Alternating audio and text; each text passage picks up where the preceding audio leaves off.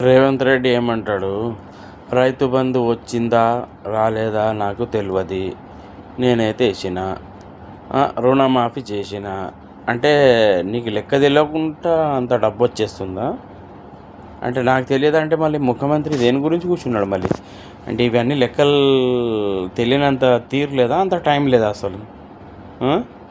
ఎవరికి వేసినావు రైతు బంధు? రైతు బంధు వచ్చిందా? వచ్చిన కాడ నుంచి ఇప్పటిదాకా 5 సార్లు రైతు బంధు రావాలా? 5వ సారి ఇప్పుడు ఈరోజు మార్చ్ ఎంత, 12. 5 సార్లు రైతు బంధు రావాలా ఇప్పటిదాకా? 5 సార్లు 2 సార్లు వేసినాం. ఇది మొత్తం లాస్గా.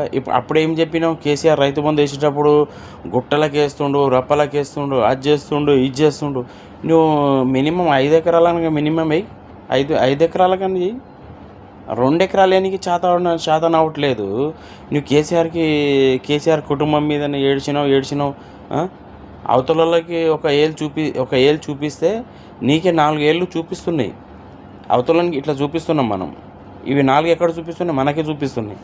కాకపోతే ఆలోచించి మాట్లాడాలా. ఇప్పుడు రైతు బంధుని మళ్ళీ అప్పుడు కేసీఆర్ ప్రభుత్వంలో ఉన్నప్పుడు ఏం చెప్పినావు? 3 సార్లు మళ్ళీ రైతు బంధు వేయి, 3 సార్లు పట్టణాలు పట్టిస్తున్నారు వేయి అన్నావు.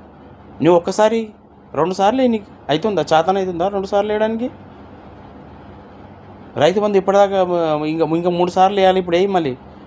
నీ ప్రభుత్వం వచ్చిన కాడ నుంచి ఇప్పటిదాకా 3 సార్లు ఎగ్గొట్టినావు రైతు బంధు. 3 సార్లు రైతు బంధు ఇప్పుడు మార్చి 12 ఈరోజు. అసలు మాట చెప్తే కాదు రేవంత్ రెడ్డి, మాట చెప్పినట్టు మాట మీద ఉండు. అసలు సోషల్ మీడియా చూడు, ఒకసారి సోషల్ మీడియాలో చూడు ఎంతమంది ఎట్లా తిడుతున్నారు, దేని గురించి చెప్తున్నారు. టైం వచ్చినప్పుడు బుద్ధి చెప్తారు జనాలు. మేమే చెప్పినాం జనాలకు ఓటేయండి. మా చెప్పు తీసుకొని మేమే కొట్టినట్టే మేము చేసుకున్నాం. మేము ఎవరికి చెప్పనట్లు లేము. ఇప్పుడు మాకే అడుగుతున్నారు రైతు బంధు ఏమైంది ఇప్పటిదాకా వేయలేడు. మాకే అడుగుతున్నారు ఓట్లు చెప్పి వేయండి ఈసారి చూద్దామని మేమే చెప్పినాము. ఈరోజు మాకే అడుగుతున్నారు జనాలు, ఏమైంది రైతు బంధు వేయలేడు, రైతు బంధు వేయలేడు అని అంటున్నారు జనాలు. సరేనన్న మాట మర్యాద ఉండాలి. అసలు తులం బంగారం అన్నావు, మహిళలకు 2500 అన్నావు, ముసలాళ్ళకి 4000 పింఛన్ అన్నావు.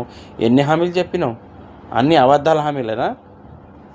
ఇన్ని అబద్ధాలు చెప్తే మళ్ళీ ఎవడు అప్పిస్తాడు, ఎవరి దగ్గర అనిస్తాడు? మళ్ళీ నాకు అప్పు ముడతలేనని చెప్పినావు కదా నీ ఒక వీడియోలో.